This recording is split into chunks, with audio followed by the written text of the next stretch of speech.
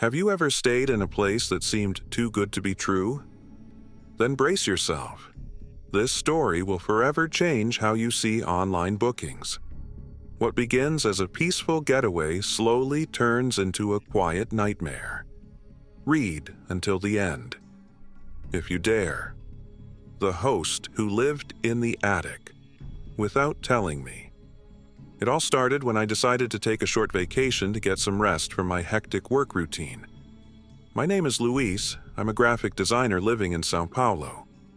After weeks of pressure and sleepless nights working on projects, I decided to spend a few days in the Serra da Mantiqueira, looking for peace, nature, and of course, a strong Wi-Fi connection, just in case.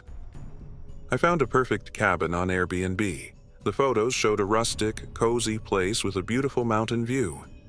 The price was surprisingly good, and the reviews were positive, though few.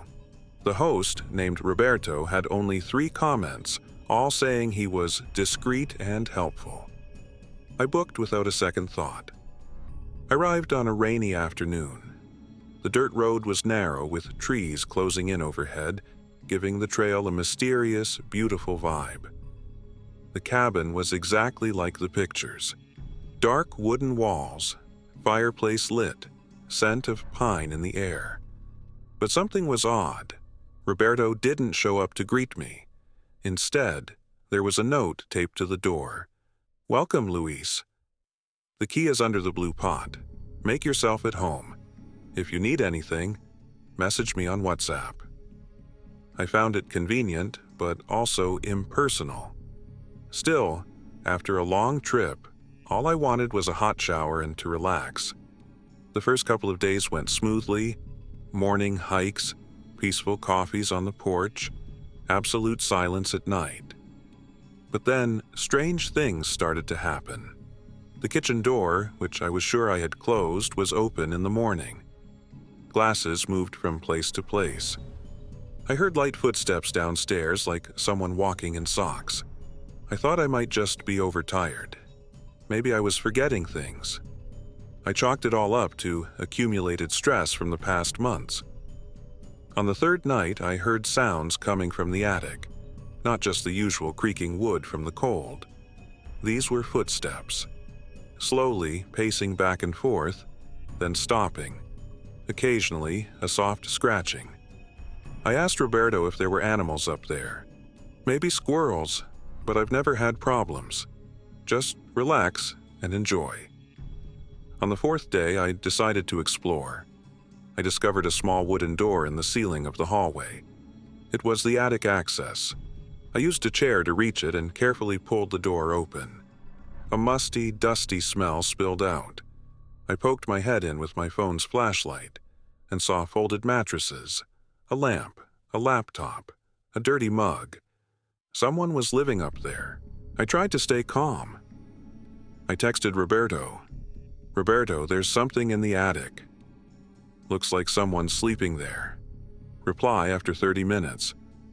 "The attic is used for storing old things. Please don't touch anything." I insisted. "There's food, a bed, clothes. Someone is living there." He never replied again. That night, I pretended to sleep. I left my phone recording in the living room. When I heard footsteps above, I hid behind the hallway door.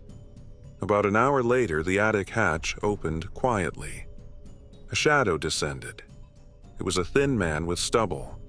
He moved through the house like he knew every corner. He opened the fridge, grabbed something, and went back into the attic. The next morning, I gathered the courage to go to the nearest village. I told a local shopkeeper everything. He furrowed his brow and said, "Ah, Roberto." He hasn't left that place in years. Had a serious anxiety breakdown after losing his mother. Never wanted to rent that place out. But I heard he started using Airbnb to make money without ever leaving home. Literally. I returned to the cabin ready to leave. When I entered, the attic hatch was open. The laptop, mattress, everything was gone. Only a note waited for me on the table. "I'm sorry for everything. I just needed to stay here. Thank you for not screaming. Signed, Roberto. I reported the profile to Airbnb. They said they would investigate. The listing was taken down within days. Today, when I remember, I still get chills. Not from fear, but from the thought that, for 3 nights, I shared the house with an invisible stranger. A man hidden in the attic. An invisible host, yet always present.